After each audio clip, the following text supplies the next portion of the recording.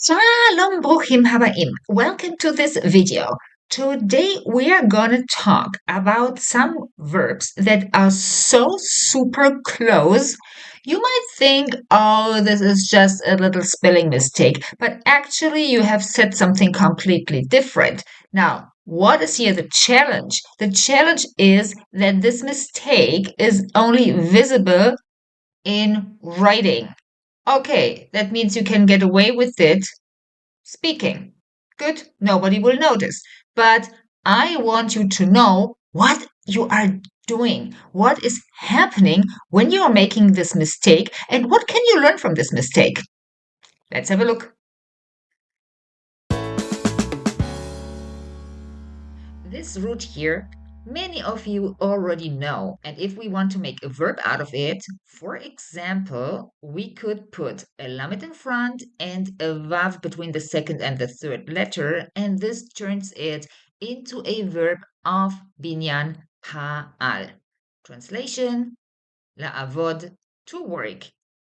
Now from here, we can form the past tense. If I want to say I worked, I say avadati.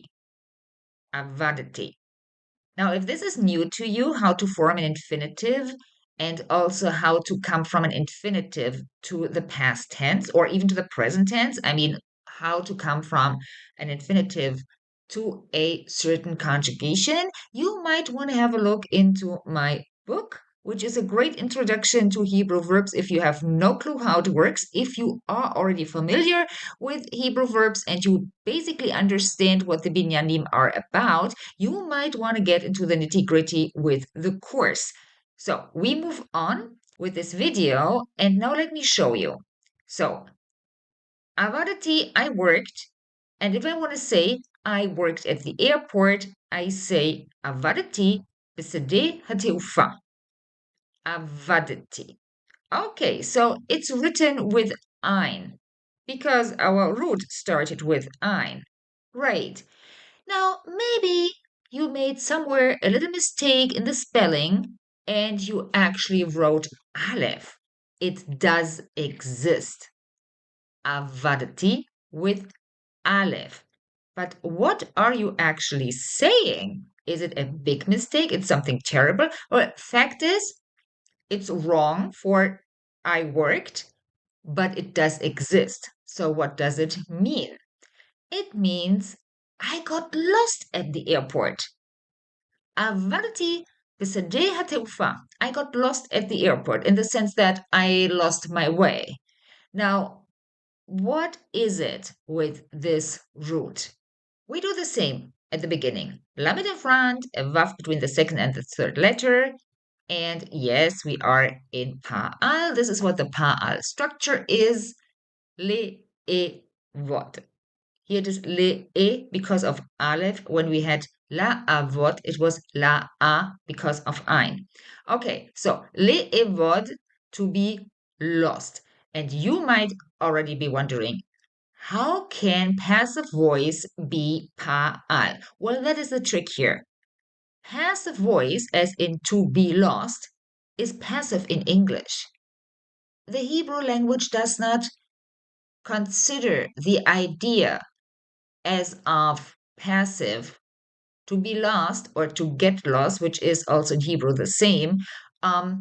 It's active voice. There is no need for Hebrew to put into the passive. So this is something very basic. You have to understand that different languages might have a different idea about what is passive or not. Here it's actually not truly passive. You could argue that this is the past participle. Well, you can get into many discussions here, but basically, just that you know, Hebrew looks at this situation differently. Now let's move on.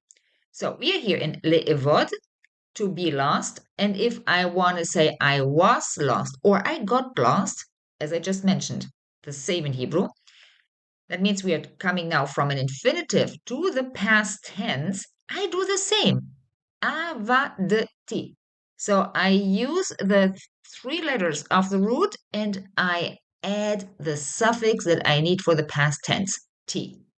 So these kind of things you all have in the book. But now we will go into sentences and you get an idea what we are talking about in the Hebrew verb course. A sentence like, I got lost at the airport where I worked. Here again with colors so we can better distinguish what parts are going where in the sentence. And here, I got lost, we use this root we have just seen with aleph. And for I worked, we use the root we have seen first, which is with ein. And before we translate the sentence, let me tell you that where is in the translation like in which. Now comes the sentence. I got lost at the airport where I worked is עבדתי בשדה התעופה שבו עבדתי. Okay, again, here. עבדתי, I got lost with aleph. בשדה התעופה, at the airport or in the airport.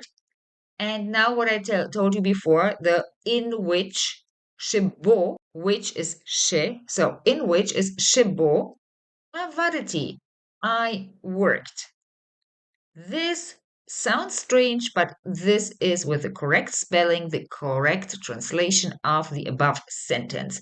And I could just leave it here like this, but let me show you what else there is in this root that you might have not seen before. So we have just seen we can make a Piel infinitive, le'evod, and that means to be lost.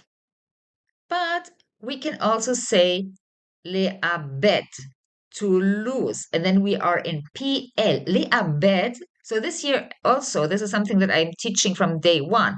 Le'abed, as in le'daber. I'm sure you know a lot of Piel infinitives. They all have the same structure. You have the root and a lamed in front, and that makes it a Piel infinitive. Now, in Piel, where I put here to lose object, you're losing something. Okay? Now, why is that important? Well, let me show you. If we want to say, I lost my way at the airport. Now, your way, my way, that is the object, that is the thing that I lost. Here, you see, to lose something, my keys, my car, whatever. And that means here we need to apply PL, and then in the past tense, we come to ibadati. Very careful. In PL, it is with yud because it is PL. Okay? PL, but we are in the first person singular, so it is I, a, ibadati. And there is a dagesh, so it's not ivadati, it's ibadati in PL. Always everything gets a dot where we can. And when we now want to say the whole sentence, we have to remember that my way is the object of the verb. Here's the sentence. Ibadati et darki bisede hateufa.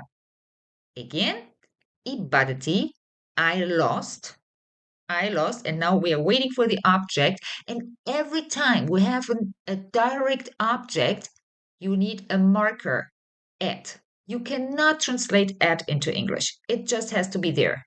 עברתי את דרכי, דרך שלי. That is דרכי. Okay? And then בשדה התעופה.